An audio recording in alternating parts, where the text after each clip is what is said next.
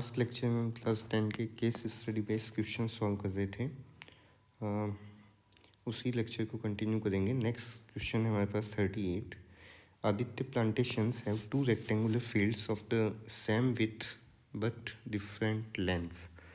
तो पहले हम 2 रेक्टेंगुलर फील्ड बना लेते हैं। फर्स्ट फील्ड हो गया कुछ इस फॉर्म में और second one is like this.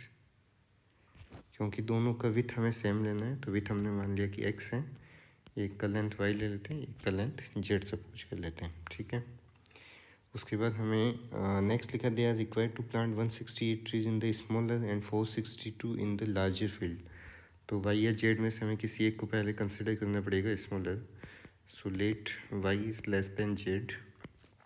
So first field में टोटल प्लांट्स है 168 और सेकेंड वाले फील्ड में टोटल प्लांट्स हैं 462। प्लांट्स या फिर ट्रीज कुछ भी कर दो, ट्रीज। नेक्स्ट बोला है the trees will be planted in the same number of रोज। दोनों में नंबर ऑफ रोज सेम होनी चाहिए but number of columns different होंगे। कि अगर पहले में अगर टोटल 5 रोज बन रही है तो सेकेंड में भी 5 ही बनेगी, लेकिन कॉलम डिफरेंट हो सकते हैं कि एक रो में different number of trees plant किए जा सकते हैं। फर्स्ट है what is the maximum number of rows in which the trees can be planted in each of the field. मतलब दोनों के अंदर मैक्सिमम क्या पॉसिबिलिटी की सेम नंबर ऑफ रो हो जाए। तो ये मुझे HCF जैसा क्वेश्चन लग रहा है। 168 का प्राइम फैक्टराइजेशन करो। 2 8 जा 2 4 जा 2 4 जा 2 2 जा 2 2 जा 1 2 1 जा 1 3 7 और 462 का भी करना पड़ेगा। 2 2 जा 4 3 1 3 से कैंसिल होगा। 3 7 जा 21 3 7 जा 7 से 11 11 1। तो 168 का फैक्टराइजेशन बना है 2 इंटू 2 इंटू 2 इंटू 3 इंटू 7 और 462 का हो जाएगा 2 इंटू 3 इंटू 7 इंटू 11। क्योंकि हमें मैक्सिमम नंबर ऑफ रोज पूछ रहा है कि कितना पॉसिबल है, तो मैक्सिमम का मतलब हाईएस्ट कॉमन फैक्टर। क्योंकि दोनों में नंबर ऑफ रोज सेम होनी चाहिए, इसका मतलब हाईएस्ट कॉमन फैक्टर देखने हैं। तो एक तो दोनों में 2 कॉमन है, उसके अलावा 7 दोनों में कॉमन है। इसका मतलब HCF कितना बनेगा 2 इंटू 7 दैट इज़ 14। तो फर्स्ट पार्ट का आंसर तो ये हो गया कि maximum number of rows in each field is equals to 14। ठीक है, तो सेकंड, इसका मतलब x की वैल्यू हो गई हमारे पास में 14। अब पूछा है if the trees are planted in number of rows obtained in part 1। इसका मतलब 14 रोज में प्लांट कर रहे हैं। How many columns will each field है, हर एक फील्ड में कितने कॉलम्स होंगे। तो जो विथ है वही आ गया हमारे पास में एक तरीके से, तो हमें लेंथ निकालना है। तो फर्स्ट हमें क्योंकि दे रखा था कि फर्स्ट वाले फील्ड में हम सपोज कर लेते हैं let columns in first field, उसको या नोटेशन कुछ अगर दें let columns in first field, तो ये तो रोज हो गई। Let columns in first field let से कैपिटल A। ठीक है, तो टोटल प्लांट्स क्योंकि 162 हैं तो rows into columns is equals to 168। It means rows हो गया 14। कॉलम्स को वरना कॉलम्स ही रहना है तो कुछ सपोज करने की ज़रूरत नहीं है। 168, तो यहाँ से कॉलम्स की वैल्यू आ जाएगी फर्स्ट वाली फील्ड के लिए 168/14। तो 14 1 जा 14, 14 2 जा 28। नेक्स्ट फॉर सेकेंड फील्ड, इसके लिए भी same rows into column is equals to total plants से 162। सो रोज उसमें भी है 14, columns equals to 46 462. So columns will be 462 divided by 14। 14 3 जा 42, फिर से 4 बचेगा, 14 3 जा 42, उसमें 33 कॉलम्स बनेंगे। If total cost of planted trees in one column is rupees 500, then find the cost to plant the trees in the smaller field. So total cost for first field, तो एक column में trees लगाने का cost है 500 rupees. हमारे पास में कितने columns बन रहे हैं टोटल फर्स्ट फील्ड में? 12 कॉलम्स बन रहे हैं। इसका मतलब इसको 12 से इंटू कर लो, 12 5 जा 60, तो 600 rupees. Next, if total cost of planted trees in one column is rupees 500, find the cost to plant the trees in the larger field. Okay, और पार्ट में फिर सेकेंड वाले के लिए बोला है टोटल कॉस्ट फॉर सेकेंड और larger field. ठीक है, इसको स्मॉलर क्या देना, और दिस वन इज लार्जर। तो यहाँ 500 किससे मल्टीप्लाई हो जाएगा? Total number of columns in the larger field that was 33, 16,500 rupees. उसके बाद नेक्स्ट क्वेश्चन नंबर 36 में, due to heavy storm and electric wire got bent in as shown in the figure in the form of parabola. What is the name of the shape in which the wire is bent? तो first part का answer हो जाएगा parabola, या फिर parabolic shape भी कह सकते हैं, कर्व है, पैराबोलिक कर्व भी बोल सकते हो। सेकेंड पार्ट है, what are the zeros of the polynomial for the shape formed in the graph. Zeros का मतलब होता है कोई ग्राफ जो है एक्स एक्सिस को किन पॉइंट्स पे कट कर रहा है। तो एक्स एक्सिस से देखो कौन सा पॉइंट है, एक तो ये पॉइंट ए है, एक point B. So zeros are point A पर एक्स कोऑर्डिनेट की वैल्यू कितनी है 3, so x equal to 3। And second zero कौन सा हो जाएगा, ये वाला -1, x equal to -1, x axis को -1 पे कट कर रहा है। ठीक है, तो एक्स की जो दोनों वैल्यू हैं एक्स एक्सिस पे वो हो जाएगा हमारा, जहाँ पर वाई की वैल्यू 0 होनी चाहिए उसको हम बोलते हैं जीरोज। नेक्स्ट है, what will be the expression of the polynomial. Polynomial का एक्सप्रेशन, पॉलिनोमियल बताना है। तो एक जीरो है तुम्हारे पास में, पॉलिनोमियल बनाना आता होगा इक्वेशन, सॉरी पॉलिनोमियल का फॉर्म। एक जीरो है 3, सेकेंड जीरो है -1, तो पॉलिनोमियल होता है हमारा p of x equal to x square minus sum of zeros into x plus product of zeros. So x square minus sum of zeros means 3 -1, 3 plus -1 into x plus alpha का value 3, beta का value -1। So x square minus ये हो गया plus into minus minus बन जाएगा, plus में 3 into -1 -3, so it will be x square -2x -3। Next पूछा है, also write the value of the polynomial if x equal to -1। So 8x equal to -1, p of -1 का value बताना है, क्योंकि x equal to -1 तो हमारा zero था, तो उस पर तो जीरो ही आना है। बाकी कैलकुलेट करके बता दो, -2 इंटू -1 -3, -1 का square 1, -2 into -1 plus 2 -3, it will B 0। Next question number 37 में बोला एक रेक्टेंगुलर फील्ड दे रखा है जैसा गिवन है। On the basis of the given information develop a garden as per the dimension given in the diagram. वैसे यहाँ पे रेक्टेंगुलर गार्डन देना चाहिए, वरना उसके बिना हम इक्वल सपोज नहीं कर सकते अपोजिट साइड को, तो कुछ यहाँ पे रिक्वायरमेंट और भी है। On the basis of given information answer the following, what is the value of x. तो अगर ये रेक्टेंगल होता तो हम पैरेलल साइड्स को इक्वल ले सकते थे और उन साइड्स को पैरेलल कह सकते थे, तो अभी हम उसको कंसिडर करके चलेंगे। तो x प्लस वाई का वैल्यू हमारा इक्वल होगा 30 के, अपोजिट साइड इक्वल लेंगे, और x माइनस वाई की वैल्यू हो जाएगी 14। तो पहले दोनों इक्वेशन को सॉल्व कर लेते, अगर प्लस करेंगे तो मिलेगा 2x equals to 44, that means x will be 22। अगर दोनों इक्वेशंस को, अच्छा x का वैल्यू 22 आगे किसी एक इक्वेशन में पुट कर दो, x plus y equals to 30, x is 22 plus y equals to 30, so y equals to 30 minus 22 8।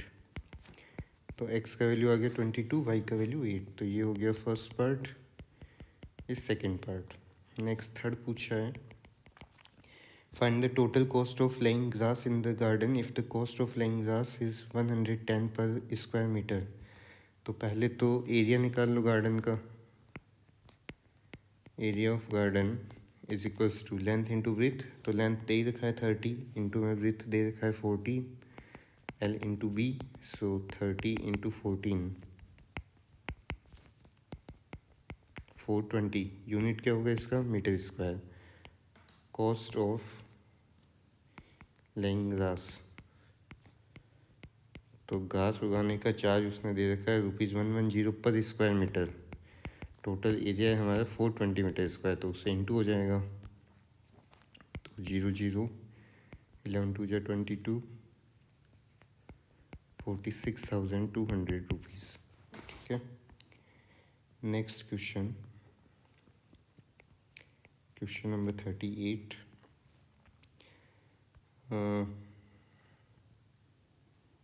ऊपर वाला तो मुझे नहीं लगता कुछ काम का है। नीचे से पार्ट देखो, सेकेंड लास्ट लाइन से, हाउस इज सिचुएटेड एट 2,4। तो हाउस का पोजीशन है 2,4। नेक्स्ट बैंक का पोजीशन दे रखा है 5,8। School is situated 8, 13,14 and office is 8, 13,26। तो इनको अगर नाम हम दे दें HBSNO, और डिस्टेंस किलोमीटर में लेना है हमें। Find the distance between house and bank. House और बैंक के बीच का डिस्टेंस है, इसका मतलब H और B निकालना है, HB। तो डिस्टेंस फॉर्मूला यूज करोगे, x2 - x1, तो 5 - 2 whole square plus 8 - 4 whole square. 5 - 2 हो जाएगा 3 स्क्वायर 9, प्लस 8 - 4 4 स्क्वायर 16, 16 + 9 25, 25 का square root 5। Next second part, find the distance between bank and daughter's school. तो स्कूल और बैंक के बीच का डिस्टेंस फाइंड करना है, सो BS। तो फिर से डिस्टेंस फॉर्मूला अप्लाई करो, 13 - 5 होल स्क्वायर प्लस 14 - 8 होल स्क्वायर। 13 - 5 हो जाएगा 8 square 64, plus 14 - 8 6, 6 square 36, 64 + 36 100, so 10। Next part third, what is the total distance travelled by Sanjay between house and office. तो उसके लिए फिर हमें पढ़ना पड़ेगा इसको। Sanjay starts walking from his house to office. कैसे जाता है वो डायरेक्टली नहीं जा रहा है। Instead of going to office directly he goes to a bank first, यानी कि वो पहले अपने घर से निकल के जाता है बैंक में। Then from there to his daughter's school, bank से जाता है वो school. And then reaches the office, उसके बाद वो ऑफिस पहुंचता है। तो इतना घूम के वो पहुंचेगा, तब तक उसने कितना डिस्टेंस ट्रेवल किया, हमें वो टोटल डिस्टेंस बताना है। इसका मतलब हमें HB टोटल डिस्टेंस अगर कहें तो टोटल मतलब हाउस का बैंक से डिस्टेंस, बैंक का स्कूल से, और स्कूल का ऑफिस से डिस्टेंस। HB का वैल्यू हम ऑलरेडी कैलकुलेट किए थे 5, बैंक टू स्कूल था 10, स्कूल से ऑफिस का डिस्टेंस अब हम लिखेंगे यहाँ पे प्लस में, इन दोनों के बीच का डिस्टेंस, S और O के बीच का डिस्टेंस। सो 13 - 13 0 स्क्वायर प्लस 26 - 14, तो ये हो जाएगा 12 स्क्वायर। तो इसका वैल्यू 12 आ जाएगा। सो 5 + 10 + 12 15 + 12 हो गया 27। 27 सॉरी, इन सभी में हमें किलोमीटर लिखना था क्योंकि बोला था डिस्टेंस किलोमीटर में है, तो ये भी 10 किलोमीटर। ठीक है। Next question number 38। India is a competitive manufacturing location due to the low cost of manpower and strong technical and engineering capabilities. Very good. Second line में, थर्ड लाइन में लिखा है production of TV sets in factory increases uniformly by fix number every year. It means it is an AP. Okay, it produces 16,000 sets in 6th year. It means A6 is equals to 16,000. A9 is equals to in ninth year it is given 22,600. So लिख सकते हैं यहाँ पे let first term is a, common difference is D. ठीक है, तो A6 का मतलब हो गया A+5D is equals to 16,000 and A9 का मीनिंग हो गया A+8D इक्वल्स टू 22,600। दोनों इक्वेशन को माइनस कर दो तो 5 - 8 हो जाएगा -3D, 16 - 22 6,600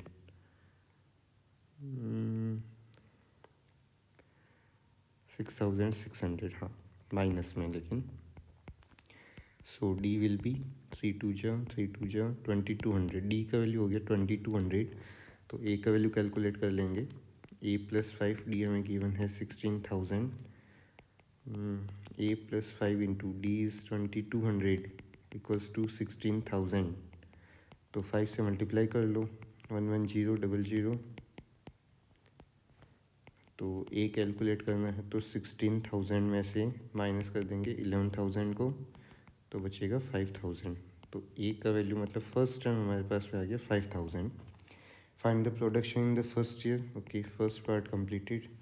second, find the production in एथ ईयर। इसका मतलब A8 का वैल्यू बताना है। सो फॉर्मूला लगाएंगे A+n-1 into D.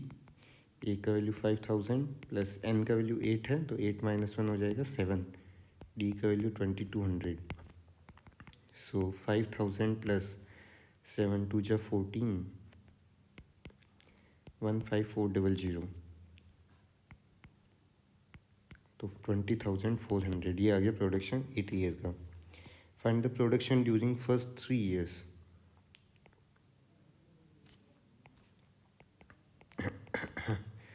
Find the production during first 3 years. तो फर्स्ट टर्म हमारा कितना था 5,000, कॉमन डिफरेंस था कितना 2200। तो फर्स्ट ईयर का प्रोडक्शन 5,000, सेकेंड ईयर का प्रोडक्शन 5,000 में फर्स्ट टर्म में कॉमन डिफरेंस ऐड कर दो तो 7,200 आ जाएगा। थर्ड टर्म निकालने के लिए या तो फर्स्ट टर्म में ट्वाइस ऑफ डी ऐड करो या फिर सेकेंड टर्म के अंदर कॉमन डिफरेंस ऐड कर दो, 9,400 हो जाएगा। तो फर्स्ट 3 ईयर्स का प्रोडक्शन हो गया। अगर ये चाह रहे हैं तो भी ठीक है, अगर S3 का वैल्यू चाह रहे हैं तो भी वो भी हम बता सकते हैं, या तो तीनों को प्लस कर दो या फिर S3 का फॉर्मूला लगा दो। तो अभी हमारे पास 5,000 प्लस 7,200 प्लस 9,400 पर अभी तो सम कर सकते हैं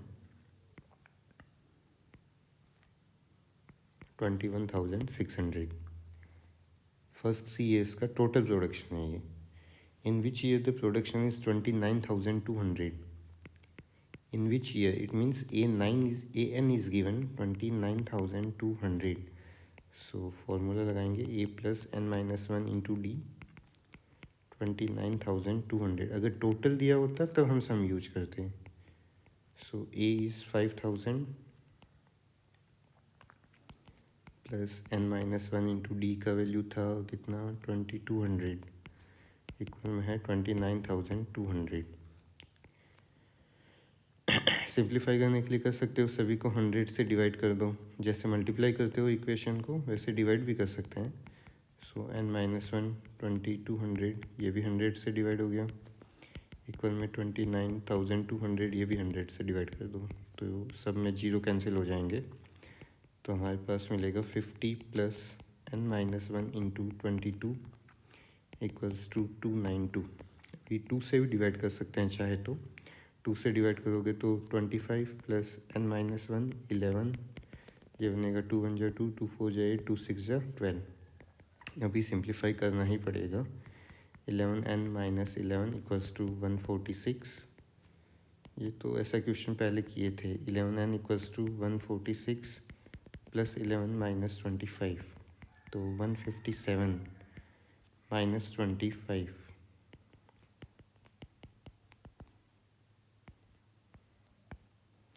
132। इसका मतलब n का वैल्यू बनेगा 11 1 जा 11 2, तो n इक्वल्स टू 12 ईयर्स। तो 12 ईयर्स का 12th ईयर में प्रोडक्शन होगा 29,200। बाकी क्वेश्चन हम नेक्स्ट लेक्चर में देखेंगे। Thank you.